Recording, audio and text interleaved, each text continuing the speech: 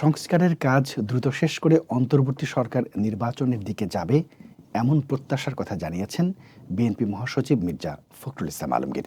নয়াপল্টনে দলের কেন্দ্রীয় কার্যালয়ে এক সংবাদ সম্মেলনে এই প্রত্যাশার কথা জানান তিনি। বিএনপি ঘোষিত 2 দিনের কর্মসূচি নিয়ে যৌথ সভার পর এই সংবাদ সম্মেলনের আয়োজন করা হয়।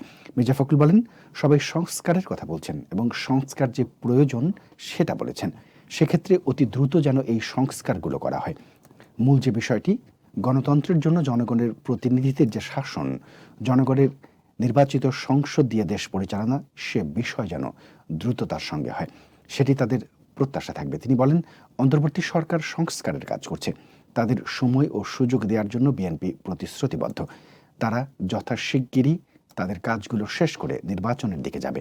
অন্তর্বর্তী সরকারের সফলতা কামনা করে বিএনপি মহাসচিব বলেন, এই সরকার আন্দোলনের মধ্য দিয়ে এসেছে, তবে এখানে একটি কথা খুব স্পষ্টভাবে বলা দরকার, গণতন্ত্রের কোনো বিকল্প নেই। গণতন্ত্র হচ্ছে একমাত্র ব্যবস্থা যা জনগণের আশা আকাঙ্ক্ষার প্রতিফলন করতে পারে। সেজন্য গণতান্ত্রিক প্রতিষ্ঠানগুলোকে তৈরি করা হচ্ছে সবচেয়ে গুরুত্বপূর্ণ কাজ, কিন্তু সে কাজটাই জনগণের অংশীদারিত্ব থাকতে হবে। জনগণ কি চায় সে বিষয়টি থাকতে হবে। শিল্প কলকারখানায় অস্থিরতা সৃষ্টির জন্য পরিকল্পিতভাবে চক্রান্ত হচ্ছে অভিযোগ করে ফখরুল বলেন, অত্যন্ত পরিকল্পিতভাবে ছাত্র জনতার অভ্যুত্থানকে নস্যাৎ করার জন্য একটি চক্র কাজ করছে। পতিত ফ্যাসিবাদী শেখ হাসিনা ভারতে বসে সেখান থেকে অপপ্রচার চালাচ্ছেন বাংলাদেশ সম্পর্কে, দেশের মানুষের সম্পর্কে। এই অপপ্রচারগুলো কখনো গ্রহণযোগ্য হতে পারে না।